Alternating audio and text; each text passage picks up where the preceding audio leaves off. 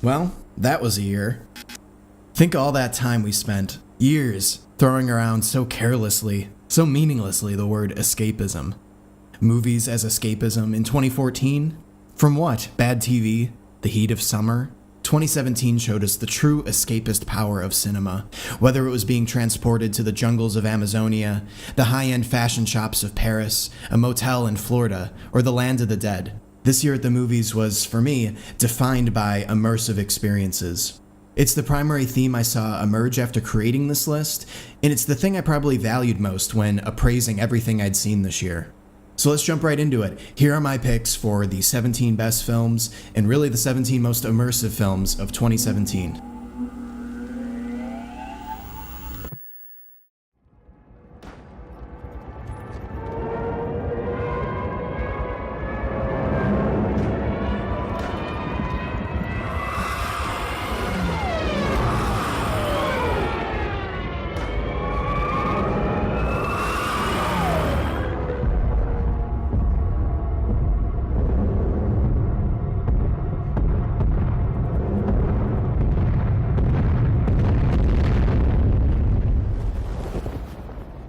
Visually stunning scenes of combat and survival dominate Dunkirk, Christopher Nolan's World War II epic depicting the unlikely evacuation of British, French, and Belgian forces from the beaches of Dunkirk, France.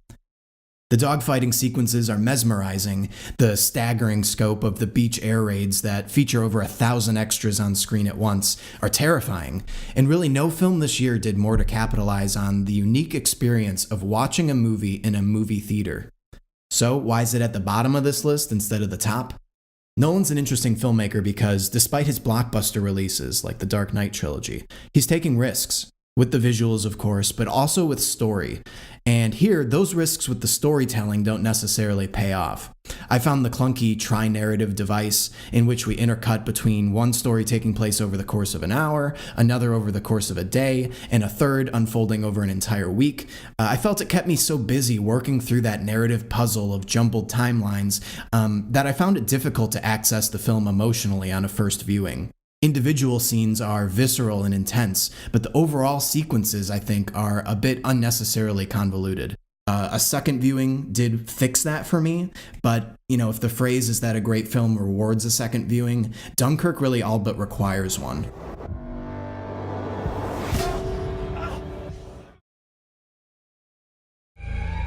Call me Dean and you hug me, my man. So how long has this been going on, this thing? Get Out has got to be the film of the year on the scale of cultural impact. How exciting was it to see this thing pick up an overnight cult following that rapidly snowballed into a genuine international success? I think it's close to $250 million in global ticket sales so far, off like a $4 million budget. So it's not my favorite film of the year, but it was definitely my favorite to see succeed. So let's get into it. In Get Out, Jordan Peele's satirical horror debut, a young couple played by Daniel Kaluuya and Allison Williams decide it's time to meet her parents. Do they know I'm black, he asks. Relax, she says. My dad would have voted for Obama a third time if he could have.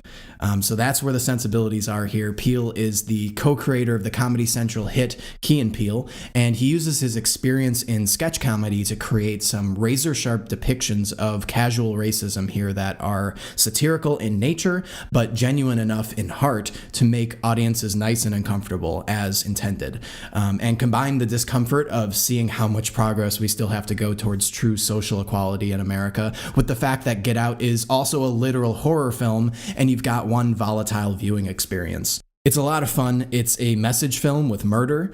The sunken place is instantly iconic. This is vital 2017 cinema, and I can't wait to see what Peele does next. Sink into the floor. Wait. Sink. I have to sing. I have to play. The music, it's not just in me. It is me. I have a tendency to say that almost every inventive American animated film must be inspired by Japan's Studio Ghibli, but this one really is a dead ringer in all the right ways. From the charming animation and creative creature design to the very structure of the plot itself. We've got a kid, Miguel, separated from his parents and crossing a bridge that leads him into a whirlwind adventure in the land of the spirits. So this is definitely Pixar's Spirited Away, but it's also a touching homage to Mexican culture, bringing the traditions and sentiments of Dia de Muertos to global audiences. Every frame is fun to look at, and the heart behind the whole thing, specifically the sentiment that you never truly die as long as someone is left to tell your story, I think packs a different but effective emotional punch for every generation of viewer, from the kids to the grandparents. The music in it should be more sticky though. Even the title song, Remember Me, is ironically pretty forgettable. But overall, this is an all-ages adventure that, in my estimation, sits with the best of Pixar's catalog. As a matter of fact, yes.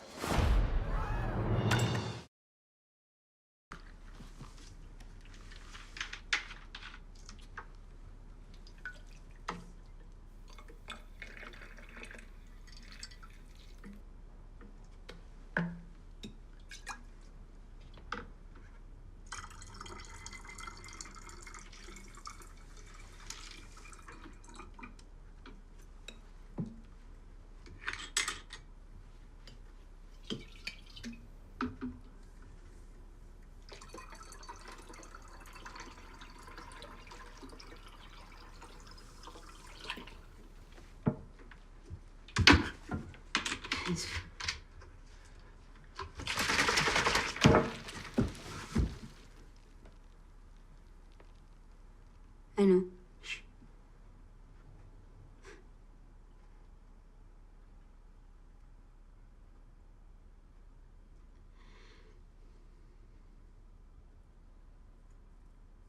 Whoa!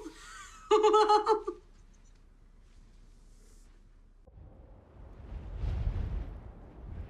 This dazzling, surrealistic debut from Copenhagen-based Icelandic filmmaker Hlynur Pálmason follows the physical and emotional grapplings of two brothers working and living at a quarry. The big standout here is the gorgeous cinematography captured by Maria van Hauswolf. Drawing influence from landscape and portraiture still photography, Hauswolf puts to celluloid a lineup of stunning images here, all of which are captured in an unforgettable monochromatic color palette. This is a very wintry film that highly emphasizes the color white, beige, darkness, and the occasional splash of red. Altogether, it's a look that would give Roy Andersson a run for his money. Story-wise, Winter Brothers is, more than any other film I saw this year, happy to simply be. Surrealistic flourishes give many sequences a fever dream-like quality, while deadpan comedic scenes, like a literal pissing contest, add moments of levity to break up the challenge of engaging with a film that ultimately has very few answers to give you. I think it's triumphantly image first, and it's definitely one hell of a fully formed debut.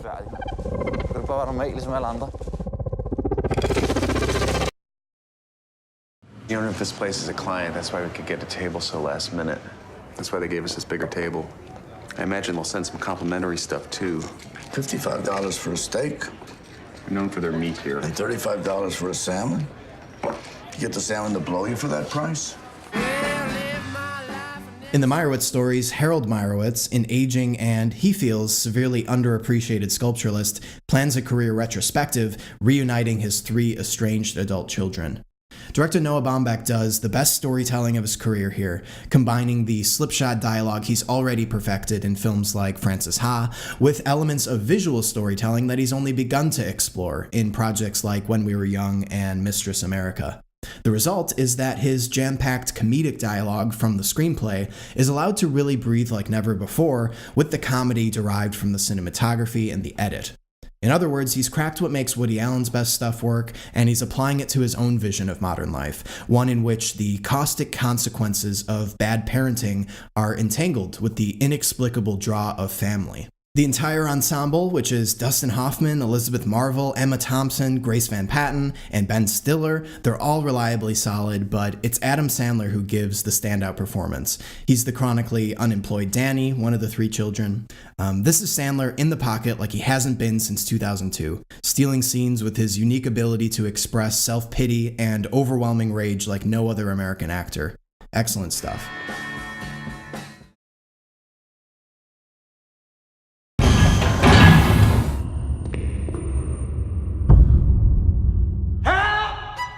I really didn't enjoy Guillermo del Toro's 2013 robot vs. monster epic Pacific Rim. I felt it was a mega-budget spectacle film with mega-budget spectacle problems, but then 2015's Crimson Peak was a step in the right direction, with a smaller budget and a tighter focus on character and story.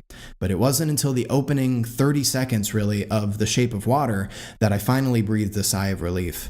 This one is a feat of mood and atmosphere, and a real showcase for set design, for whimsical cinematography, and of course for creature design. Most importantly, how all of those art departments work in cooperation with a committed cast of performers to basically sell the unbelievable.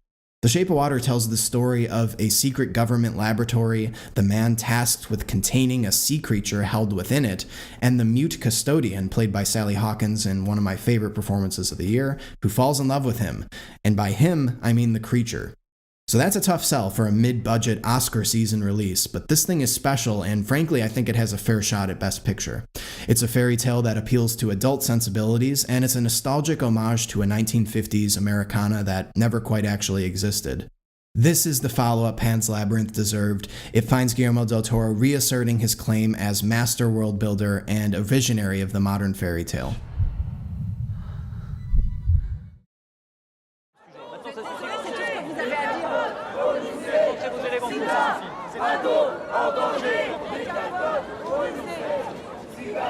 Protégez-vous, bonjour, utilisez des préservatifs. Pardon monsieur, est-ce que je pourrais avoir la brochure avec la sodomie s'il vous plaît? J'en ai plus. Attends.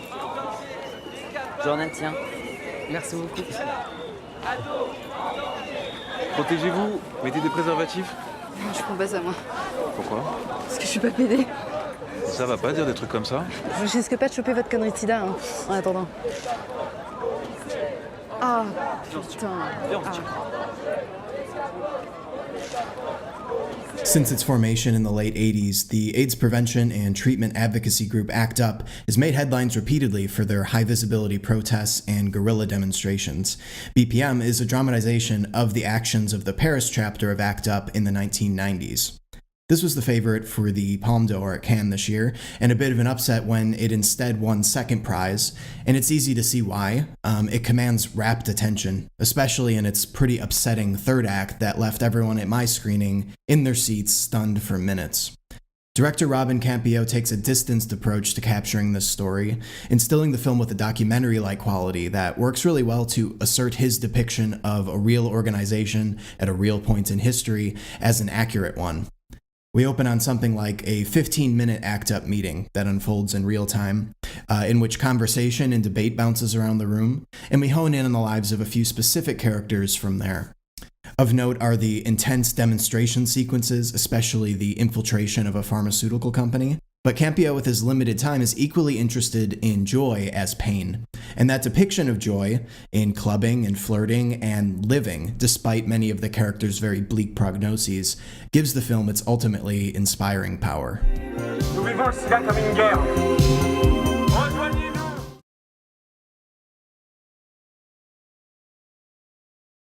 I want to go where culture is, like How New in the York, world did I raise such a or at least snob? Connecticut or New Hampshire, where writers live in the Get woods. into those schools anyway.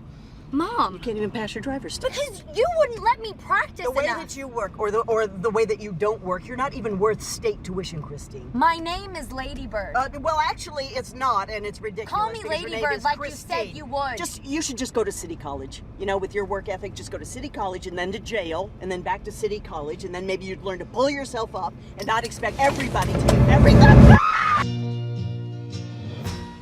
Accomplished actress turned first-time director Greta Gerwig likens Lady Bird to a female version of The 400 Blows, Francois Truffaut's intensely personal 1959 film. And I think that's pretty fair to say. While I love The 400 Blows and only merely really like Lady Bird, I think they're both excellent examples of how artists with a strong point of view, reflecting on their own adolescence, will always be interesting. Because really we're looking at, on the face of it, a story about growing up. A story about not getting along with your parents, a story about first loves and first heartbreaks. These are things that have been done and done over and over again, and yet Lady Bird rises to the top because Greta Gerwig sees the world like no one else and has the cinematic literacy and instinct to generate a unique film from that point of view. Saoirse Ronan plays the titular character here, and she's a flawless conduit for Gerwig's story, while also becoming really a key contributor to the film's sense of humor, with her naturalistic line readings that are both hilarious and really convey the sort of unsolvable labyrinth of teenage frustration. But this is a dual story. It's the story of mothers and daughters, which was actually the working title of the film. Laurie Metcalf plays the mother here, and together with Ronan, their relationship is so complex, their motivations in any given interaction so unclear, and their goalposts so consistently moving that you can't mistake this for anything other than a legitimate mother-daughter relationship. I want you to be the very best version of yourself that you can be.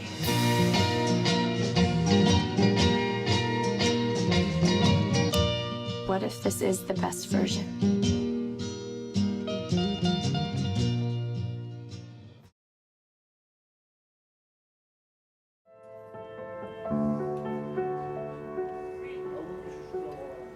Bonsoir, bonsoir. Ce qui me frappe, c'est que toi, systématiquement, tu as le chapeau et les lunettes. Ouais. Ça veut dire que moi, je suis comme je suis. Ouais. Et que toi, tu es dans ton costume. Enfin, dans ton apparence que tu as choisie. Ouais. Toi aussi, ta coupe de cheveux, c'est comme un costume. Pourquoi tu l'as choisi en 2 couleurs? Parce que j'aime bien la couleur. Parce que je voulais pas être blanche comme ce chouchou de chien, là, qui est tout blanc. C'est tout blanc, le chien. On est hors du sujet, là. Pas grave. Enfin, quel est le sujet? C'est ça, le vrai problème.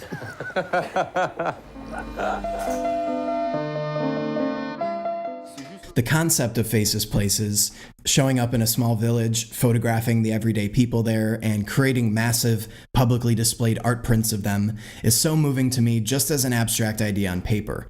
So to see it play out in reality in this documentary film from French New Wave legend Agnes Varda is a complete delight. Varda, who's now 89 years old, teams up with the 34-year-old street artist known as JR, and with her video cameras and his truck that's been custom built to function as a large format photo printing studio, they hit the road to explore rural France in search of subjects for a whimsical installation art project. So this is definitely my La La Land pick for the year. It's an unabashedly sentimental film that may be a little light on real-world conflict for some, but is definitely rich with internal drama. I think what really got me about it is the unexpected synchronicity I experienced from seeing it at around the same time as I was reading Travels with Charlie, John Steinbeck's account of his experiences traveling around the United States with a camper and his pet poodle, Charlie. Both pieces feature legendary artists taking a national survey of sorts in the late years of their lives, and Varda has said that this will be her final film.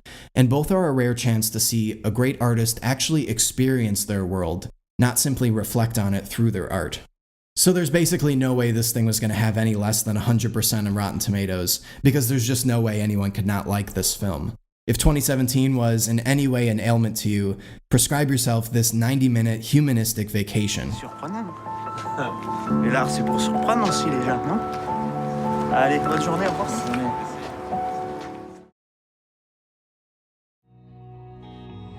I want to show you something. This was one of the first modernist banks in America. Who are you? God, shut up. I'm just trying to tell you about this building. I love a dialogue-heavy movie where the subject matter cruising along in the conversations is totally unique. And that's what you get in Columbus, the story of two people meeting at just the right time in Columbus, Indiana. Jin, played by John Cho, in a rare but well-deserved lead role, flies into Columbus to be with his father, a celebrated architectural scholar who's fallen ill on a speaking tour visit. While there, he runs into Casey, played by Haley Lou Richardson, a young woman who works at the local library, takes care of her in-recovery mother, and has a huge passion for architecture. First-time writer-director Kogonada is well known for his video essays on cinema. He's a critic. And so the big question for me was, to what extent will his own work be compromised by emulation? And the answer given on screen is not at all. Kogonada, in the smartest way, manages to convey a deep appreciation of the masters while taking the ball in his own direction entirely. Richard Linklater in his Before series is the clear primary influence here, but Kogonada is making stylistic choices that Linklater would not, specifically in the edit, through the non-continuous storytelling and addition of plenty of purely lyrical sequences. In cooperation with the truly endless lineup of just perfectly composed shots, this all amounts to a very fresh and academic approach to narrative filmmaking. Top on his list of concerns is the push and pull of modernism and tradition, and it's interesting to see what this idea means to both of these characters. Jin and Casey grapple with and argue over a variety of these kinds of topics throughout Columbus, as well as sort of open the floodgates to private thoughts and confessions they're not able to share with anyone else. For Casey, that means talking about her precarious home life and architecture. It's what Columbus, Indiana is known for. It's why the film is set there. And by walking and talking their way past a whole bunch of modernist masterpieces to be found in that small town, the film ends up being a fantastic sort of introduction to architecture as art. How to be an audience to it, the ways in which these buildings, through the stories of their designers and their construction and their modern uses, can be moving, subjective, and personal. Clearly, there's a lot of balls in the air at once with this one, and I think Kogonada proves capable of juggling them. This is perfect. This works. Thank you. This too. See this? Actually, this might be perfect. I'd like to see them on you. You don't want to try them on? You know her. I can't. But you want to? Sure. I mean, if you could keep your mouth shut, maybe. But you totally dicked me over the last time I did it. Try on the shoes at least. I'll get them.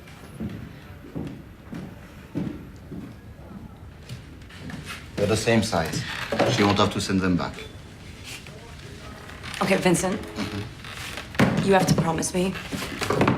Not one word. Not one word. My lips is sealed.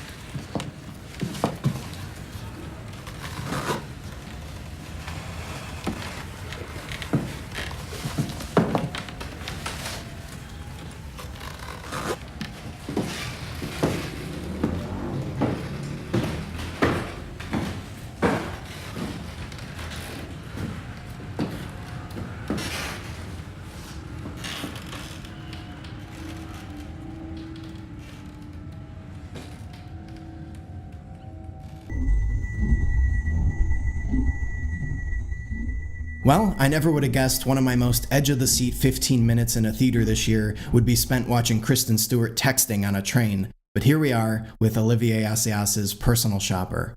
Kristen Stewart plays an assistant to a celebrity tasked with curating her wardrobe, but she's not only in Paris for the job, she's searching for a supernatural kind of closure after her brother's death. So this is Assayas, one of France's most accomplished directors, and that means Personal Shopper is characteristically elegant and delicate and heady, but one thing I don't think any of us expected was that it was going to be a ghost story. Stewart's character believes herself to be a medium, and Assayas has a whole lot of fun letting the possibility of the afterlife dangle in front of us. And to demonstrate his skill as a storyteller, coming into the film a steadfast rationalist won't disqualify you from enjoying the suspense and even the suggestion of mysticism at play here. Plenty to grapple with and interpret, and the fact that it's all wrapped around a dive into the life of a character with a career I didn't know much about makes Personal Shopper a memorable standout in Assayas' filmography.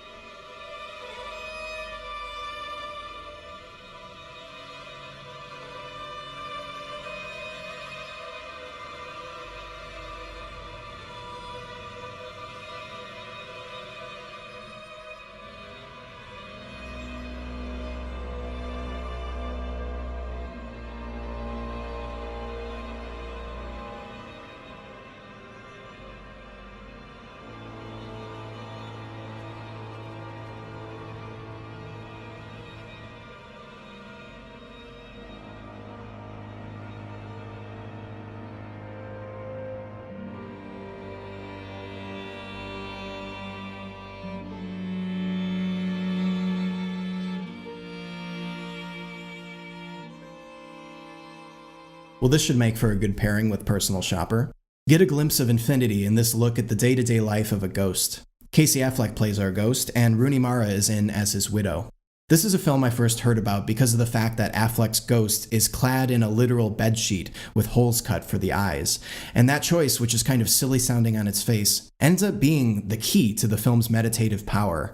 The bedsheet is the perfect visual device for communicating the existential distance a ghost would actually feel from the natural world. In it, Affleck can't physically interact with the tactile world with the same precision as a human body. His hand is trapped under the sheet after all. And I found that to be the perfect affectation to convey his shifting role in life, once a participator and now merely an observer. And observe he does, with his face obscured, preventing Affleck from betraying any emotional reactions with his face. We're left to fill in the blanks of what this guy, or this spirit, must be experiencing and feeling as he watches the world move on without him. This is ripe ground for some minor and major revelations, from the crushing endlessness of time itself to the realization of the scope of loss that this character is going through. Everyone he knows lost him. They lost one person, but he loses all of them at once. David Lowery directs, and he uses leaps in time, flashbacks, flash forwards, flash sideways, to keep you unsure of what will or even can happen next. This is a highly participatory viewing experience, made all the more engaging by the constant changes in shot length, from very short to very long, as in the infamous 5-minute pie-eating shot in which Rooney Mara binge eats an entire pie on the kitchen floor in her grief. The look is ethereal. Director of photography Andrew Palermo does great work here juggling razor-sharp character portraits with Polaroid nostalgia fuzz elsewhere, and there's a wonderful music moment in the film that is the perfect pick-me-up from the otherwise stately and somber mood. Just perfect execution of one of those golden story concepts that feels like it should have been right in front of our faces the whole time. I'm not sure why this movie wasn't made until now, but I'm glad Lowery, Mara, and Affleck were the ones to do it. Do you just go have sex with just anybody? Excuse me? Do you just go have sex with lots of other women?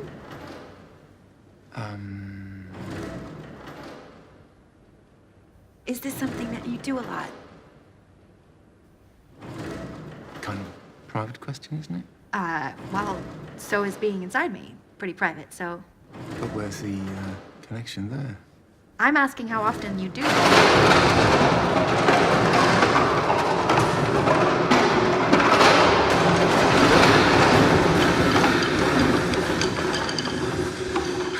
How often would you say that you take women that you don't know very well and have sex with them and be inside them?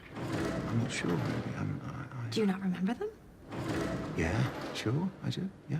You know their names? Yeah? Yeah? Sure, yeah. Always? Always, yeah. Yeah. So what's my name?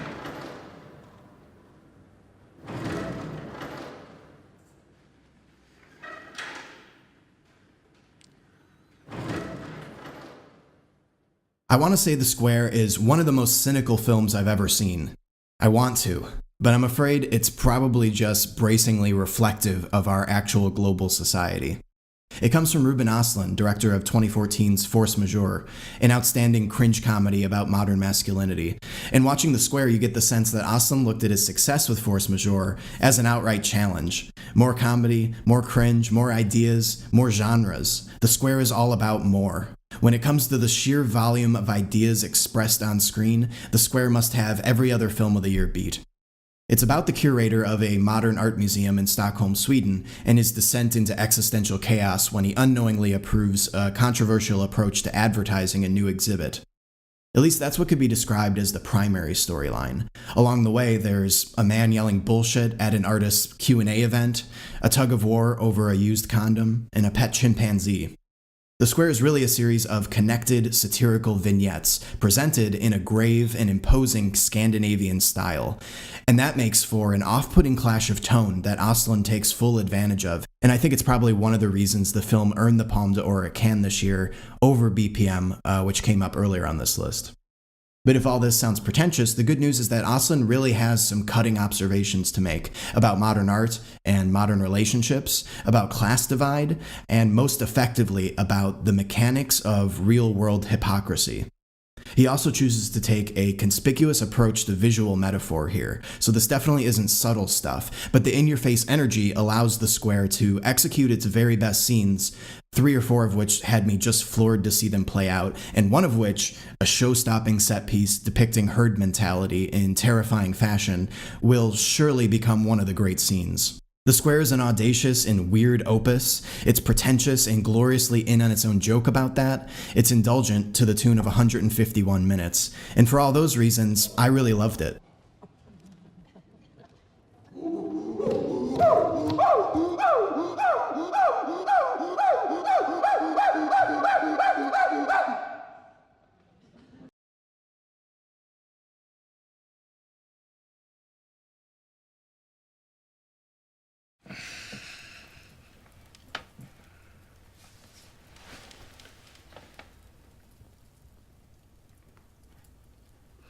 If you want to have a staring contest with me, you will lose.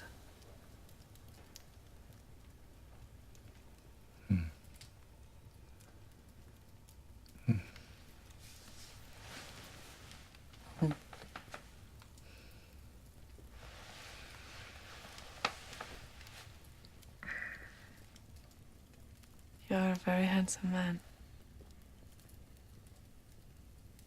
You must be around many beautiful women.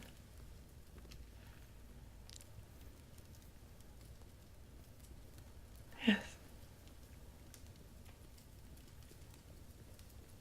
So why are you not married? I make dresses.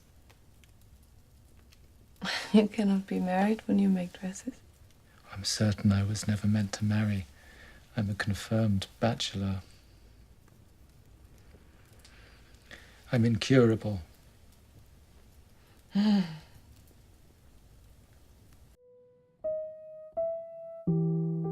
thing about Daniel Day-Lewis is he creates these characters that are so particular, so filled with affectation and idiosyncrasy that they can almost feel like some kind of scene-stealing cameo on first glance.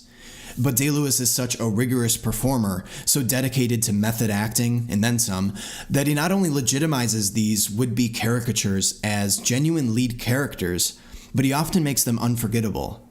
Bill the Butcher, Abraham Lincoln, Daniel Plainview, and now Reynolds Woodcock in Paul Thomas Anderson's Phantom Thread. This is Anderson's 8th film, and in it, Day-Lewis, in what he's announced will be his final role, plays Woodcock, a prolific dress designer in 1950s London.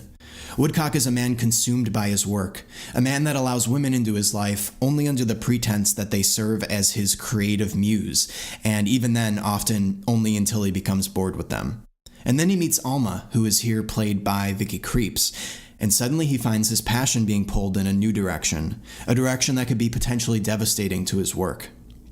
Anderson has come so far since the visual spectacle of the tracking shots in Boogie Nights and Magnolia, and I love those films. I don't think those tracking shots are him posturing. They are quite literally the shots that inspired me to practice and major in cinematography.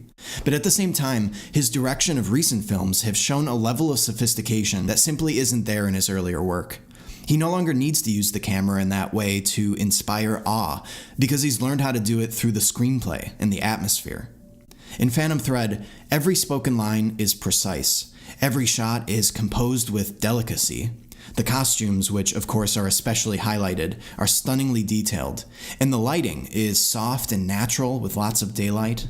These are aesthetic achievements that are pretty consistent with refined period dramas, but a refined drama this is not, and so Anderson, who is serving as his own director of photography for the first time, enlisted a variety of analog techniques to add texture and dirty up the image. The most noticeable of which is his use of push processing, an old-school technique of leaving the film in the processing chemicals longer than necessary, the result of which is a grainier image than we're used to seeing from either digital images or modern ultra-clean film stocks. He essentially takes celluloid technology back some number of decades to deliver us a film set in the 50s that looks like it was shot in the 50s. So Phantom Thread looks incredible, but the visuals are really only the shawl on the dress, so to speak. It's all to support the romance, one that begins in an identifiable place and contorts and mutates from there. And at the center of focus at all times is this idea of the question of dependency. Who needs who more? The dynamics of dominance and submission recall The Duke of Burgundy, my favorite film of 2015. And shout out to critic Mike D'Angelo. I think I first saw that comparison made by him on Twitter, and it's absolutely dead on. Like The Duke of Burgundy, Phantom Thread brings the interior life of a relationship into the physical world through the actions of the characters. It's elegant in presentation, but deliciously entertaining, a little perverse, and riddled with hidden pockets of despair to unwind.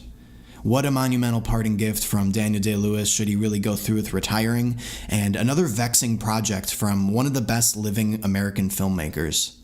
Paul Thomas Anderson may only make a couple of films a decade, but Phantom Thread is another example of how he gives us movies with depth to last years. I tell you, a couple hours, right? Yeah, you got the full 10? $10,000. Yeah. Hey, you do credit, right? Yeah. Amor, cógele el crédito. $10,000? We do. You said it was like a couple $1,000. What's a loan? You get it back the same time as a 3. What's the difference? It's like $7,000 difference, you know? It's for my brother, and you're gonna get back. Good Time is a defining example of a certain kind of minimal crime film. This one featuring Robert Pattinson's Connie making a series of just terrible decisions over the course of one winter night in New York City. In fact, the events of the film are probably just a selection of the bonkers decisions that this guy has made. I have no doubt the amateur bank heist that goes down early in this film was just Connie's solution to some other situation that happened before the film's events, and so on and so on. In the opening scene, we're in the normal world, the real, sane world, and then Connie enters the room, and the camera literally snap zooms onto him, and we're whisked away into his world for the ensuing 90 minutes. It's a convincing portrait of a criminal mentality. Connie is just dumb enough to even come up with some of these plans, and just smart enough to somehow pull most of them off. But what's really special about Good Time is the sheer immersiveness the Safdie brothers achieve through their cinematography and sound design. This is a film that can look like it was shot through binoculars at times. The handheld close-ups are so extreme, so uncomfortable, and often washed in neon. Gritty neon, too, not the polished, vibrant style of a Nicholas Winding Refn. This is the neon of a 24-hour bail bond sign hanging in the security-barred window of a payday loans storefront at 3 a.m. It's shot on film, often in low light, so that the grain suffocates the screen in visual noise. On the sound end, the retro electronic score by One-O-Tricks Point Never just completely envelops you in its walls of synth. And then you have Pattinson's performance at the center of it all, this desperate guy laser-focused on solving one problem at a time in a warpath to rescuing his brother from incarceration. You get no sense of the outside world. There's almost no extras. Only people that come into direct contact with Connie are shown, because these are really the only people that matter to him. And we're not free from his manipulations either. It's a struggle to shake off the compulsion to root for him as the protagonist. He's not a good guy, but Pattinson's performance draws you in deep and compromises you as a passive observer. Altogether, it's a hypnotic movie-going experience, and you'll need some time, like I did, to adjust to the real world again afterwards, to say the least.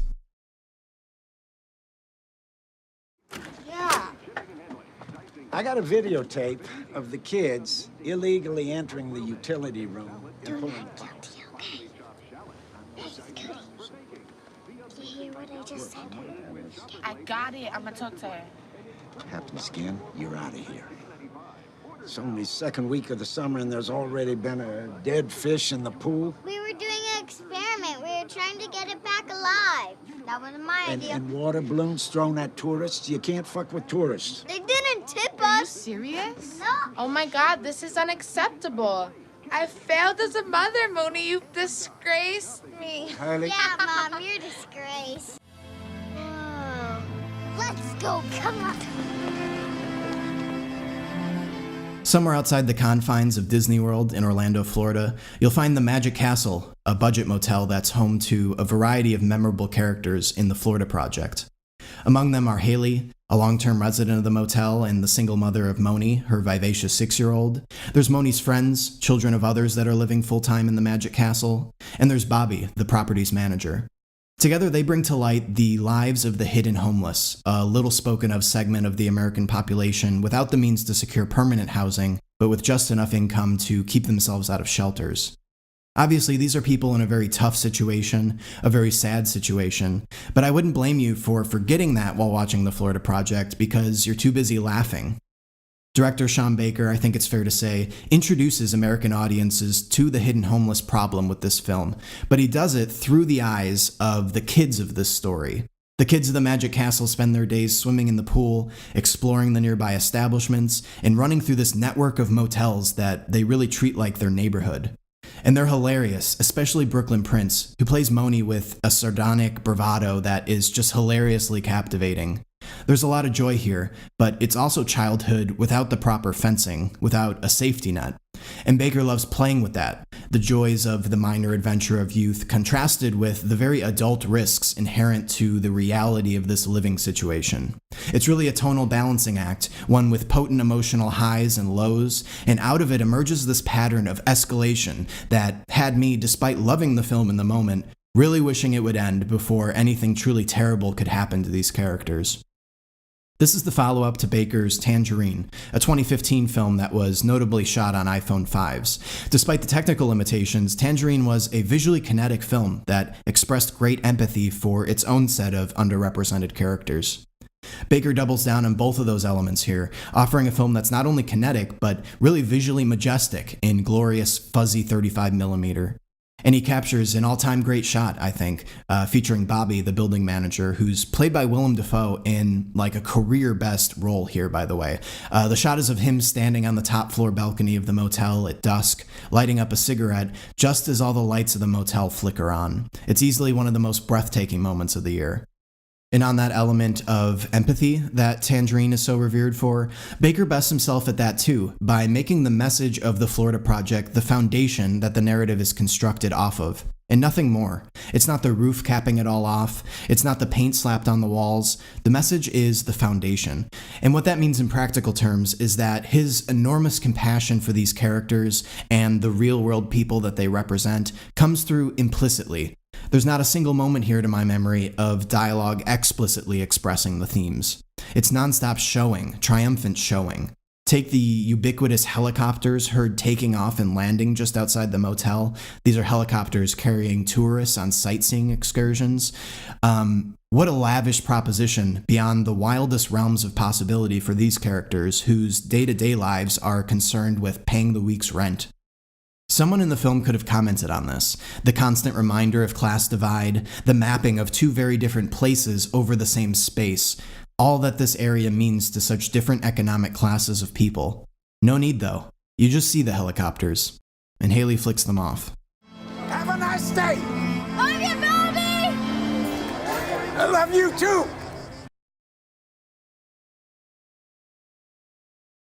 This number one slot is always the most challenging for me to talk about in these things. One thing the past few years of number one picks have had in common, that's Under the Skin, The Duke of Burgundy, and most recently Moonlight, they all have a certain magic that I really worry can be muted or somehow dissipated by talking about them. Or I very well could be just worried about doing them justice, so let's push forward. At the beginning of this list, I promised a selection of films that transport, that immerse, and we've arrived at what I think is the ultimate in cinematic escapism this year. So World War II, huh? Oh, no, this is World War I. Oh. You have to be at least 80 years old to have known any of them. Oh. I never even heard of the Battle of Piave. Battle of Piave was one of the most lethal battles in World War I. 170,000 people died. Is there anything you don't know? I know nothing, Oliver.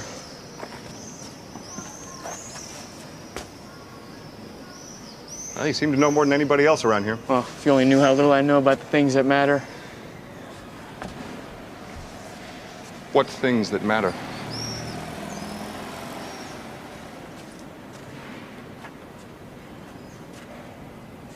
You know what things.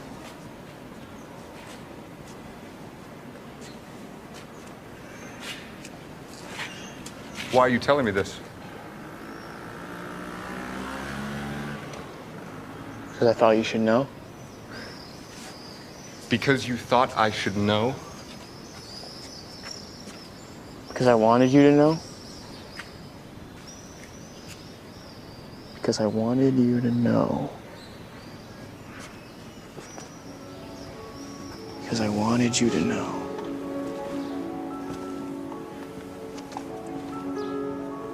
Because I wanted you to know. In this sumptuous coming-of-age romance, we open somewhere in northern Italy in 1983, at the home of 17-year-old Elio's family, just in time for the arrival of Oliver, his father's new research assistant for the summer. And this concept of a summer as a contained period of time is a big deal in Call Me By Your Name, because they're a big deal when you're 17. Boredom, self-discovery, experimentations, and romance, all heightened by consciousness of the fact that there's not many summers like that left. This particular summer finds Elio, who's played by Timothée Chalamet, developing a reluctant friendship and eventual romantic and sexual relationship with Oliver, who's played by Armie Hammer.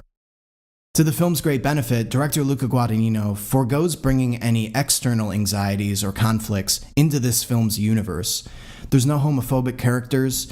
I don't think either character is particularly confused about their sexuality, and the age difference between them, although discussed in a very honest way, is not made to be a particularly prominent element of the plot. Instead, drama and conflict in this story are derived entirely from the emotional stakes at play. After all, this is a relationship with an expiration date. The summer has to end, and Oliver has to go back to America. This tinges their time together with a whole lot of bittersweet tension. I also really appreciate how dedicated Guadagnino and screenwriter James Ivory, who's adapting the screenplay from Andre Aciman's novel, how dedicated they are at telling the story of not just a human romance, but specifically a gay romance. Author and podcaster Bret Easton Ellis notably stood against the pack last year by panning Moonlight, specifically because he felt its reserved and unsexy portrayal of gay romance wasn't credible, was manufactured for universal appeal. I disagree, but seeing how little interest Guadagnino has in universal appeal here, and the extent that he leans into intimacy and eroticism as tools for engaging us further in the connection between these characters, I knew Ellis and I would finally be on the same page this year. And in his recent review for Out.com, Ellis writes, "Call Me By Your Name is the movie generations of gay men have been waiting for, the fullest, least condescending expression of gay desire yet brought to mainstream film." These are all reasons that I loved Call Me By Your Name, but the thing that makes it the film of 2017 is simply the atmosphere. There's the film's settings, charming little Italian towns and the countryside between them. There's the practically utopian vision of summer and youth as a time for utter relaxation and exploration into the arts. Elio is constantly studying literature and performing music, and really just doing the grueling work of sorting out identity. There's the stellar soundtrack, which combines music from the 80s, most notably Love My Way by the Psychedelic Furs, and one of the film's most euphoric scenes, a dance party, with classical and contemporary piano arrangements, and Sufjan Stevens contributes a couple of original songs that add a meditative and melancholic layer to the film. Most critically, when we're talking about the atmosphere here, it's the performances. I think a key element that drives immersiveness on screen in any film is a cast that, through their naturalism, just disappear, allowing us to simply experience the characters' lives. And that's absolutely the case here, with Timothée Chalamet turning in one of the best performances of the year, and likely one of the best adolescent performances of all time. He's aloof and detached in social situations, and yet filled with an unabashed passion for music and art. It's a character with more complexity and more layers than the film even has answers for. This performance is so good that Guadagnino banks the final image of the film on it, giving Chalamet a 4-minute take to simply process emotion in a close-up. Armie Hammer, on the other hand, is probably best known for his roles in The Social Network, and here he comes out of nowhere with this improbably charismatic performance, portraying Oliver with a level of self-assuredness and confidence that's right on the line of audaciousness, and yet it completely lands. He's a magnetic presence on screen. And I can't wrap this up without mentioning Michael Stuhlbarg, who plays Elio's father. Stuhlbarg doesn't get much screen time, but he does get one hell of a powerful monologue, delivered with such tenderness, it's really a therapy experience just to watch it. Altogether, with every department firing on all cylinders, Guadagnino has effectively crafted a small universe suspended on screen, a visual microcosm of adolescence that left me in a hushed mood for days after seeing it. I loved it. It's really a dazzling experience, a guaranteed respite for anyone doubting the perseverance of human compassion. Hey, boys! There they are. Those are my picks for the 17 best films of 2017. I hope at least a few of them were new to you. If you did want to seek one out, most of them are available to rent via VOD, a couple are on streaming services, and a couple are still in theaters as of right now. They should all be accessible to you though, except Winter Brothers, which I fear is going to be kind of stranded on the festival circuit, but it might surprise me, it might show up on Netflix, but other than that one, they should all be accessible if you did want to seek one out. I'll put my honorable mentions on screen now, and there were a lot of them this year. It was just such a great year. And I also want to shout out a few media projects that aren't feature films, and so I couldn't talk about them on the list, but that I think definitely deserve a mention at least. First and foremost of which, World of Tomorrow 2, Don Hertzfeld's unusual, existentially crushing animated short. Also, Kendrick Lamar's music video for Element, which recreates iconic photographs captured by Gordon Parks. We'll do all of Season 2 of Master of None, which is Aziz Ansari's Netflix comedy, but specifically the episode Thanksgiving. What Remains of Edith Finch, the first game published by Annapurna Interactive, the new video game arm of Megan Ellison's Annapurna Pictures. And lastly, Chris Gethard's comedy special, Career Suicide. All right, that's it for this year. It was an incredible year for movies and for media. I don't know how 2018 could possibly top it, but I am looking forward to finding out. So thanks so much for watching, and I'll see you next year with another one of these videos.